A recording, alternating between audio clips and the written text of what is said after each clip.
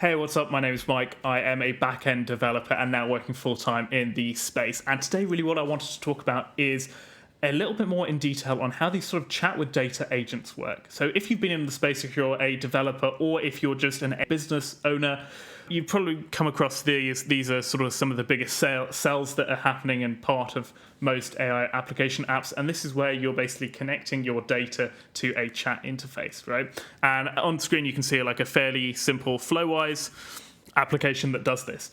But not many people actually know exactly what's going on behind the scenes, and that is super important if you actually want to build out and develop better products.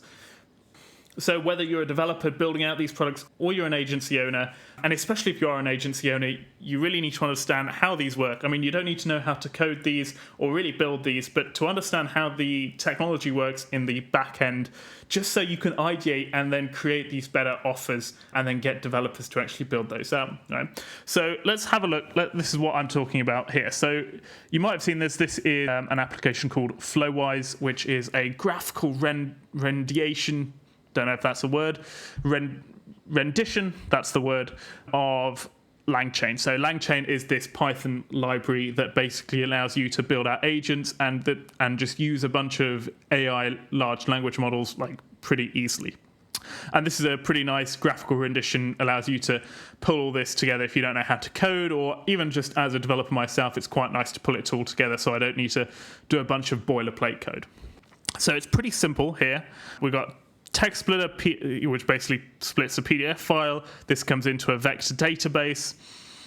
We're using the OpenAI API, and this is all going into a conversational retrieval QA chain, right?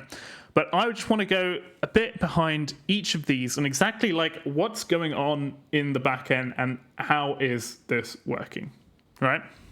So this is sort of the overview of what we're going to cover today. So if you haven't just understood exactly what a knowledge base is, here is like a pretty simple idea of what's going on. Basically, you have a user, they send a query to your knowledge base, and then they get a response back from that. And this is really helpful in loads of different applications. So you can have customer knowledge bases, you can connect your knowledge base to a website, so you can pretty quickly start answering user questions that way. Basically what it does, it reduces the time that a user needs to look for information, right? So you could very easily have a 100-page PDF document and just give that to every user, but it's going to take them a lot of time to find that exact piece of information. So let's go back to this application and let's have a look exactly what it's doing. Right. So the first thing we actually need to do is we need to take this data, we need to split it up, and we need to put it into a vector database. Right. So the first thing here is what we're doing is we're splitting up the data. Right. So say we've got a file here, a PDF file. We can't just take this and vectorize this whole PDF file. And I'll get onto vectorization a bit at the end and exactly how that works, right? What we need to do is we need to take this file and we need to split it up into multiple small subsections.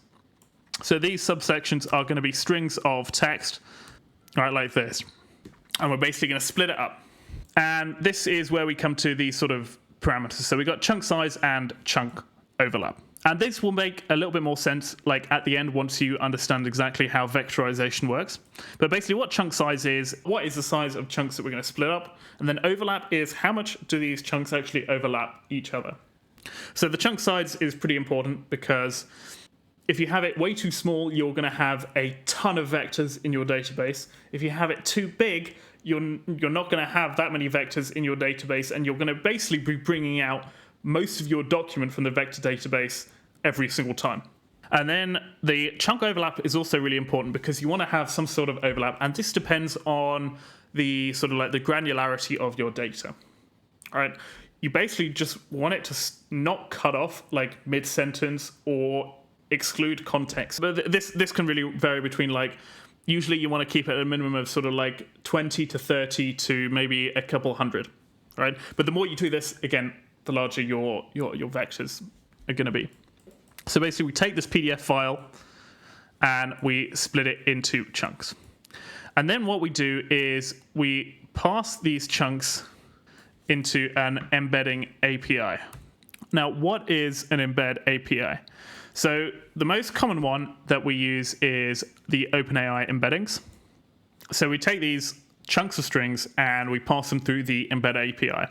And basically what an embed API is turning text into numbers, and numbers that a machine can understand and find like similarity between, right? So you can't just pass text into a database and then like pass more text into that database and see what text is similar, right? It's got to be numbers, because we've got to do some mathematical equations to find out these similarities. We'll get on to that more later. So basically what an embed API does is it takes a chunk of text, and this chunk can be really big or it can be really small, and it will basically emit what's called an embedding. And this is basically just like an array. So it's just a string of floating point numbers. So 1.2, 3.4, right? And it's just an array of numbers. And with, say, OpenAI, this is 1536 in length. Why this number? Not too sure. Go read a research paper.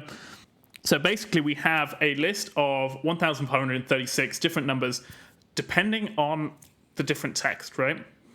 And you can actually think of this as each number is its own dimension. And this is where we'll get to the sort of the vector database. So we've got a list of dimensions 1536. And, you know, so it sort of looks like this. So you pass it basically a bunch of text, and then you get a ton of embeddings back. And what's so like important, you might ask, is why is this important? Because with this, right, if we have two different text strings, we can take these vectors of exactly the same length, and we can compare these vectors, and then we can see like how similar is this text to this text. Now, why so many dimensions, right? So this is sort of where we're getting on more to the vector database. Now, let's imagine we've got a two-dimensional graph here, right? So we got an X and we got a Y axis, right? So this is 2 dimensions. So imagine the embed API would return a vector. So this is the list with just 2 numbers in it, right? You can't actually encode that much data, but for simplicity, let's say we're just doing characters, right?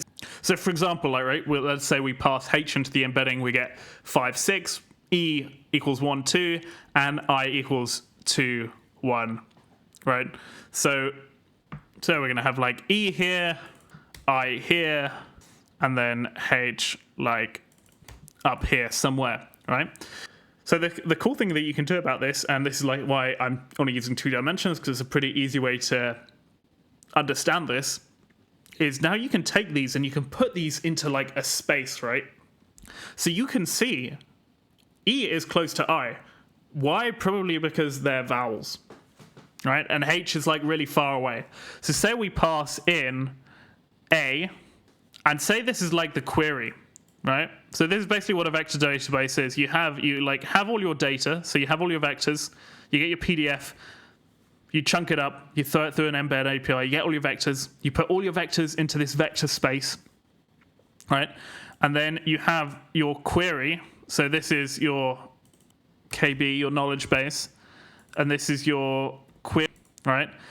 And basically all a query does in a vector database is pass in another vector and say, hey, what's close to this, right? So we're passing in A, and we want to return things that are similar to this query. So we pass in A, and we're going to do a similarity test on all the other vectors in the database, and then we're going to turn the most similar ones. So a very common similarity one, you don't really need to understand how the similarity actually does or like the math behind it, but the most common is like a cosine similarity. And basically what it's going to do is going to say, oh, okay, look, so I and E are super close to A, so we're going to return those, and we're not going to return H, because H is like super far, all right? So the return will be I and E. And it depends on like the number of returns. So it depends how you set up. So the average number of, the normal sort of number of returns that most most of these programs use is like 3 to 4. So you return 3 to 4 vectors back that are sort of the closest to the query. But again, like you can increase the number, so you can say, hey, return me 10 of the closest vectors. But then if your chunks are really big, so if the amount in these strings that you put into here, these vectors are super big, you're going to have a lot of data coming back that might hit the sort of the API context limit, right? So you can only pass a certain amount into a large language model. Like, this is exactly why this whole thing is set up, to get around the amount of context we can pass. We basically want to find the closest stuff in all the documents and pass that through. Otherwise, you would just be like passing the documents back. So this is like all good, right? So this is pretty understanding. We would then take E and I, right, which here, like, they're not actually stored as letters, they're stored as just vectors. You just have vectors in this database. You take these, you pass them back through the OpenAI embeddings, you get your text, and then, this will return E and I return. All right, so this will return E and I. But say we're not just wanting to find like the similarity between letters, right? We want to find the similarity between large chunks of text, sentences or words. The similarities are going to be super, like, you're going to have a lot of dimensions to capture all the differences and the different parts of the language. And what do I mean by this? So with letters, it's pretty easy because there's only a certain amount of ways to categorize. And actually, I think probably doing this in a 2D representation is pretty wrong anyway. You probably need a few more dimensions to properly categorize, right? So like initially we got vowels and we got consonants. So those are like two separations, right? And that could be one dimension, right? So this could be like the X dimension, could be vowels, right? Like, is it a vowel? If it's a vowel, it comes here. If it's a consonant, it goes far on the X-axis, right? And then your Y dimension could be for letters that are common after T, right? So letters that are really common after T are like super high or super low, right? And then what you're going to do is you're going to start getting like clusterings in space, like in your vector space, right, of similar items. And now when you sort of expand that to large strings, you're going to need like a lot of dimensions, hence why we've got 1536 dimensions. So it's like we can't really think about this. I mean, we can think about sort of 3 dimensions. We can put a z-axis here, but when you've got 1500 dimensions, we can't sort of think about that as humans and understand actually what that looks like. But for computers, it's pretty easy, because all it is just numbers. It's very easy once you got the formula to just understand the differences and similarities and where these vectors actually sit, right? And someone actually just decided that 1536 dimensions was enough to capture pretty much all different types of text. Okay, so if we go back here, basically what we've got is, when you start your program, right, you chunk up your PDF, you pass it through an embed API. Those turned into vectors. Then these vectors are passed into your vector DB. So this is your vector database. And then that's pretty much done for like your upserting. So this is what sort of this is doing here, right? So we've got Pinecone upsert documents. So this is like when you're adding documents into the vector DB on this other flow, which is the flow you would use to actually set up just conversations with your user, right? So the reason why you wouldn't do this, even though you can continue to talk to your data, basically every time you send a text input, you're going to like take the PDF, split all the tokens, upsert it into the DB, and then start querying that, right? You basically have like a load. So you load in from your index. So you're actually just querying. So we load in from our vector DB, and then what we're going to have here is we're going to have a query. So this is going to be a query. We're going to have a user who is going to send this query in. So this user is going to query. So for example, like, what is the total salary offering? We're going to get an embed API. we're basically going to get the embedding of this. We're going to pass this into the vector DB, and then what the vector DB is basically going to do is it's going to go and find the closest 3, 4, 5 vectors that are similar to it. And just before we sort of carry on with this, I just want to show you sort of Pinecone. You've probably seen this, but here's just an example one that I've got. This database has 46,000 vectors in it. It's got quite a lot of data in, and each of these vectors can be of different size of text. Like some of these are like big chunks of paragraphs, and some of these are like really small chunks, right? So for example, like this latest code, which takes in a sales rep handbook that I made, which is like 20 pages. Initially, I did a chunk per page, right? So, and I put this into a namespace. Namespaces you can think of in these vector databases as like folders, right? So when you query a vector database, you actually tell like, hey, which namespace am I looking into? And basically, you only look into like, they're sort of like their own like separate databases in your index. So initially, I just like did one, and because I split, I had a 20-page document, and I did one chunk was equal to a page. I eventually got 20 vectors, right? And I found that this was actually really terrible for querying because each page had like so much information on it that you didn't want to pass back like 3 whole pages. So basically, I split it up to 256 with 50 overlap, which basically meant I had 49 vectors in sort of like the final namespace. So this is just sort of an example, and you should play around with doing different namespaces or adding different contexts. So now coming back to here, we are going to now get back out of here, we're going to get 3 different vectors returned, which are like super similar to this query, right? So if this query is about salary offering, it's going to have a look through all the different vectors and see which ones are the closest to salary offering, whatever sort of dimensions that looks like. It's super hard to contemplate and like understand what the sort of the maths behind it looks like, but just think about it as just sort of a similarity search, right? So we get these vectors. We basically then pass these vectors back into the embed open AI. So we then get out like a bunch of text. So we get text. So we basically get like these 3 text chunks back out, and this is like what the text says. So I've just sort of made these up, but these would be like examples of like how similar. And these would be like bigger text chunks. So you'll see it as like a paragraph, right? Not as just a few word sentence. But we then take these and we use what's called here a conversational retrieval QA chain. And you can actually use like multiple different types. So we'll come here, different chat models. So we can use like conversational agents, conversational like retrieval chains. There's a lot of like different types we can do it. And basically what this chain does is it makes an open AI call. So it makes an OpenAI API call. So it sends this. So it will send these plus, let's put this up here.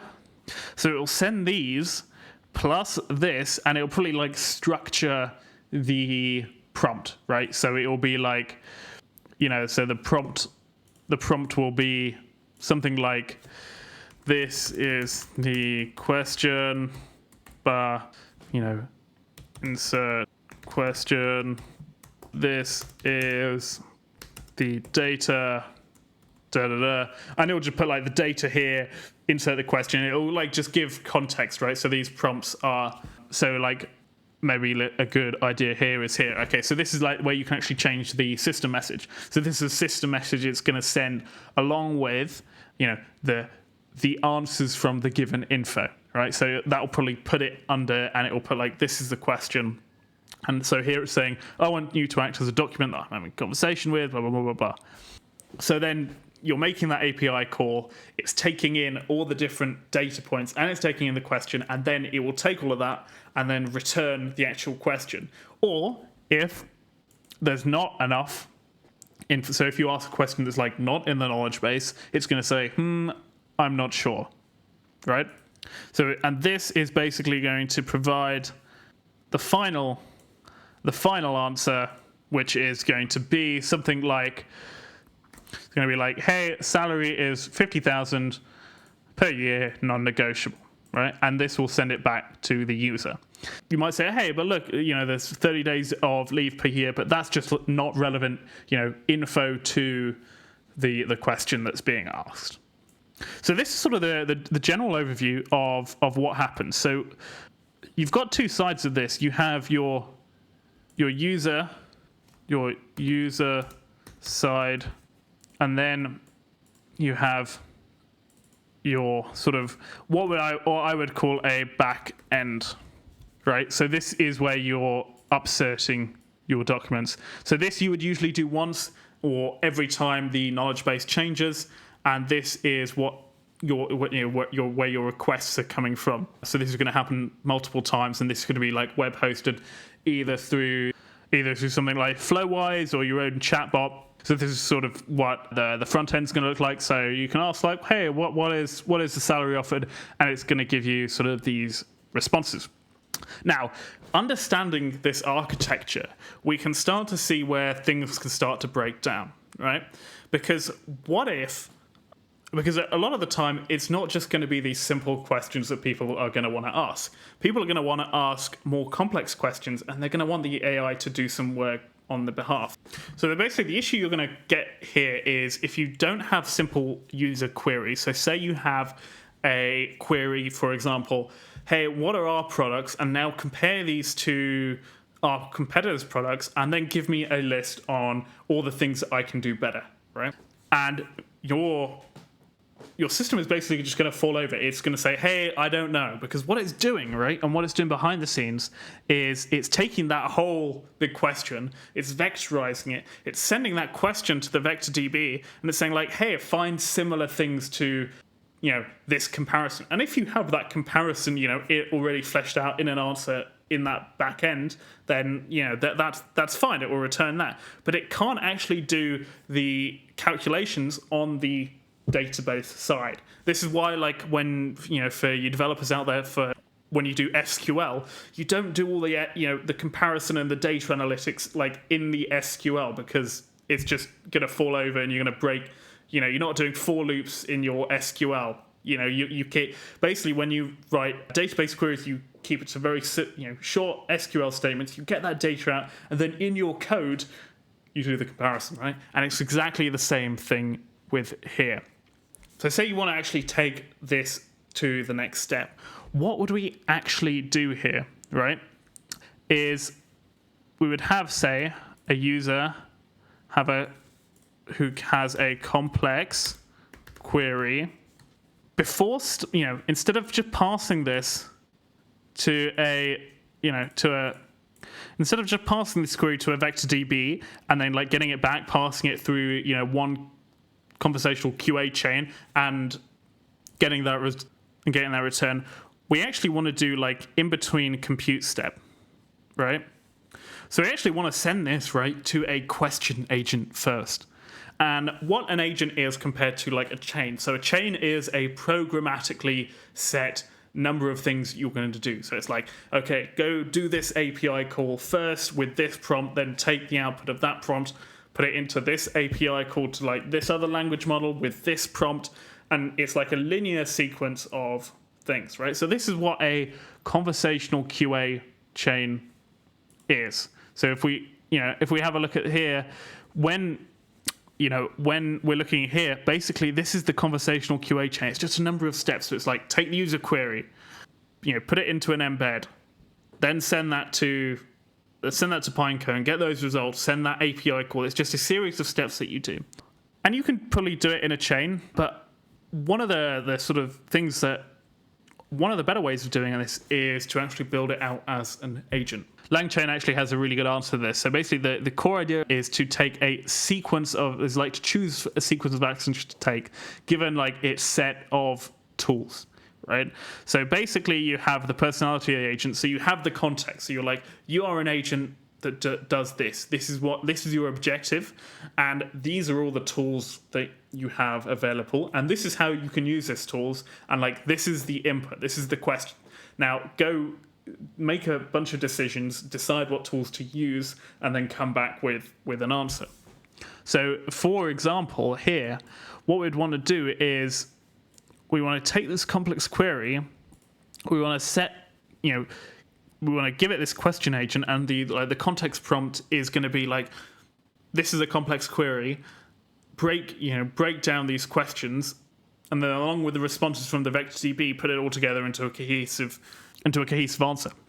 So what this agent will do is it will take this complex query and it will break it down into lots of different simple questions that you can ask the vector database. And you'll basically take this vector DB and add it as a tool to the agent. And you'll be like, okay, so here is a place where you can get all the data. You can only send it simple questions like, what is the salary? Who are our competitors? What product do we offer? Right? You can't say, compare our product to all our competitors and give me a detailed analysis of where we could do better. You can't send that to the data. You can just send simple questions. So this agent is then going to break up this complex query, and it's going to say, okay, so to do this analysis, I'm going to need to have all of our product details, all of our competitors' product details, and maybe like any future plans the company has. So we'll have like those three questions. So what are our competitors' products? And all the data. And it'll send that to the vector DB, it will get those responses, and eventually it'll have all this data, it will understand its purpose, and then it will put all that together and it will do the analysis for you. So again, like, this is a very simple architecture. So a lot of the stuff that I've been building out and people are building out with things like Baby AGI, a small developer, which basically builds your code base for you, is you're going to have like a bunch of these agents everywhere. If I can copy and paste correctly, right? You're going to have a ton of these agents, right? And you might have like one initial agent that it goes through. So this is like, the master agent, right? And this could be your research agent, right? And these are all other agents that do like specific tasks that are connected to maybe like different vector databases with different subsets. And your master agent basically has like a list of tools, and you can set an agent as a tool to another agent. So you can be like, if you need to do any research on the web, so for web research, so for web research, go to this research agent, and this research agent is going to have its own, it's going to have its own web scraper tool, for example, that it's going to have access to, and that will just return a comprehensive report of all the research, and you're going to have different agents to do all these different handling. And this is how you start to build out a more complex system. So hopefully that sort of helps your understanding with how this actually works in the back end, and has given you some more ideas on what to actually do. If you like this video and you want to work with me, if you're a company that's wanting to have its solutions built out, I've got my email down below in the description. Or if you want to take an hour or two of my time, I've got another link in the description where you can book a meeting with me, and we can go over any development code that you want to develop, or any ideas that you have that you need validating, and I'll be there to help with that.